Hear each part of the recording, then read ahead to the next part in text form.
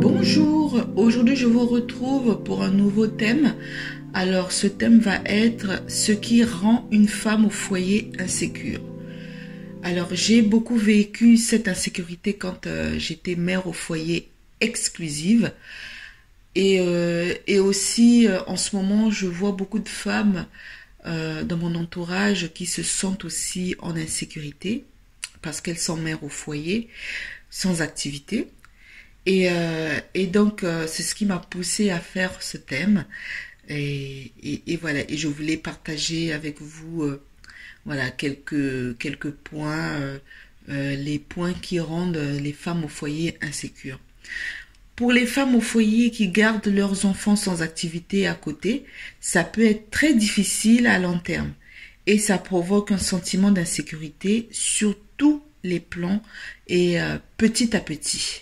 Et ça arrive vraiment petit à petit, sans qu'on ne s'en rende compte même. Alors, les facteurs qui font que les femmes au foyer se sentent en insécurité. Alors, tout d'abord, il y a le fait que chaque femme au foyer ou chaque couple ont leur raison pour décider du temps qu'elles vont rester au foyer, selon le style de vie et de famille qu'elles veulent avoir.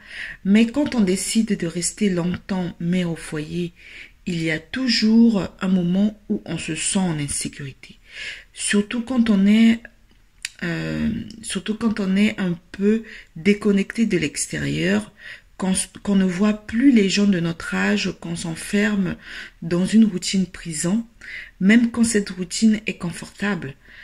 Voilà, donc il y a déjà comme premier point le fait de s'enfermer dans une routine prison et de ne pas être en contact avec le monde extérieur, de ne pas être en contact avec des femmes de notre âge.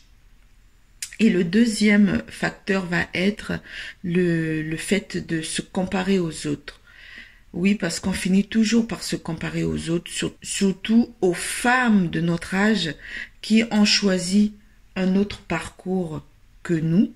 La comparaison est inévitable. On se sent en insécurité aussi parce que financièrement, on dépend de notre conjoint. Même si notre conjoint ramène l'argent qui appartient au couple, on finit toujours par se sentir en insécurité financièrement parce que des fois on a envie de faire une formation et on ne peut pas financer nos formations avec le salaire de notre conjoint, avec le salaire de la maison, on va dire, parce qu'on va finir par se sentir coupable, surtout si on veut faire une formation qui est assez coûteuse, donc qui prend un certain budget. On ne va pas se servir dans les caisses, on va pas se servir dans la caisse du foyer. Donc ça aussi c'est un facteur qui rend insécure. Et quelque temps après, il y a aussi le manque de confiance en soi qui fait son apparition, car on ne se sent plus dans le game, on n'est plus dans le coup, on n'est plus dans le coup, surtout physiquement. Et voilà, surtout quand on est enfermé dans notre routine prison, on s'occupe des enfants, de la maison, du foyer, et on se laisse un petit peu aller petit à petit. Tous les jours, on finit par traîner en pyjama, et même quand on ne traîne pas en pyjama, et même quand on essaie de faire des efforts, on essaie de bien s'habiller, de se maquiller, d'être voilà, pour garder un peu une apparence potable, mais on finit toujours par se sentir pas dans le coup, et le manque de confiance en soi finit par arriver et on se sent en insécurité. Un autre point, il y a aussi la culpabilité. Voilà, on finit par culpabiliser de ne pas gagner de l'argent, même si c'est pour une bonne cause et qu'on est bien avec ce choix, on finit toujours par ressentir ces émotions. Toujours, même si notre conjoint ramène assez d'argent à la maison, on finit toujours par se sentir en insécurité et on culpabilise parce que on ne ramène pas assez d'argent. Le fait de se sentir incompétente, voilà, le sentiment d'incompétence qui finit par arriver aussi derrière le manque de confiance en soi, surtout si on a travaillé pendant longtemps et qu'on arrête de travailler pour s'occuper de ses enfants, on finit toujours par se demander si on peut retravailler et si on peut être compétente dans ce nouveau travail. Quand les enfants sont pas loin de partir de la maison, on a aussi cette grande insécurité qui fait son apparition, parce qu'on se demande qu'est-ce qu'on va faire après? Qu'est-ce qu'on va faire après? Est-ce qu'on est capable de retrouver un emploi après? Est-ce que on pourra être compétente dans ce boulot? Donc voilà, peu importe que ce soit noble ou pas notre choix, cette insécurité finit toujours par arriver. L'autre point, c'est la perte d'indépendance. La femme au foyer peut se sentir en insécurité car elle dépend financièrement de son partenaire. Même si l'argent gagné est pour le couple, ça peut quand même rendre vulnérable en cas de rupture ou de perte de son partenaire. J'ai ma sœur qui a perdu son mari et elle s'est retrouvée en perte de sens, en perte de tout en fait, parce que elle dépendait financièrement de son mari. C'est son mari qui ramenait l'argent à la maison et elle était mère au foyer.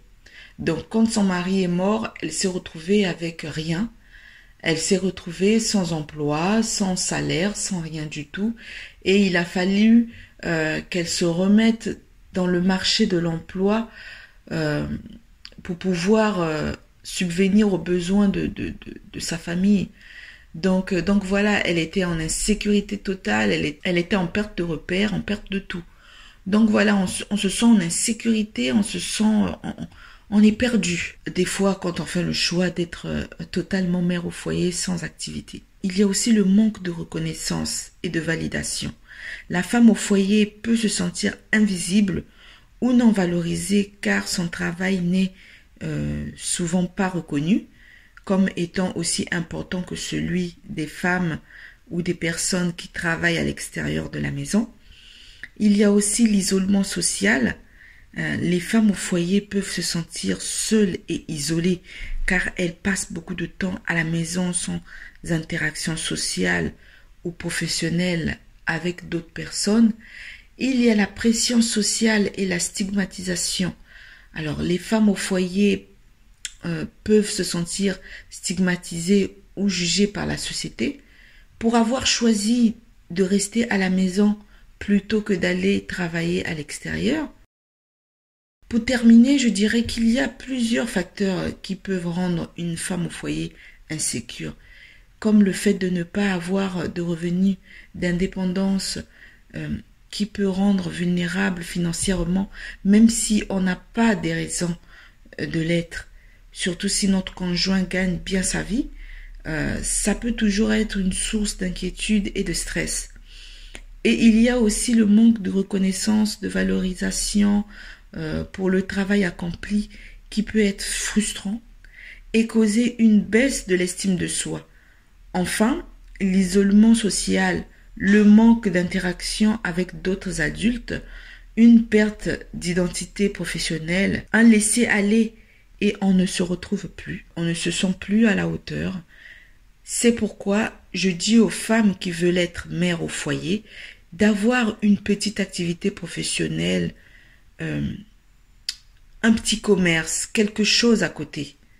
Ou quand on va rester à la maison plus d'1 an, 3 ans, ou encore jusqu'à ce que les enfants partent de la maison parce que on veut profiter pleinement de nos enfants et c'est un choix noble, hein, eh ben il faut vraiment avoir une activité professionnelle, un petit commerce en ligne ou vendre des services pour ne pas perdre pied et être complètement déconnecté, être dans cette insécurité totale.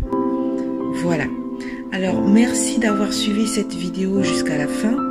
À bientôt pour un nouveau thème. N'oubliez pas de vous abonner. Merci.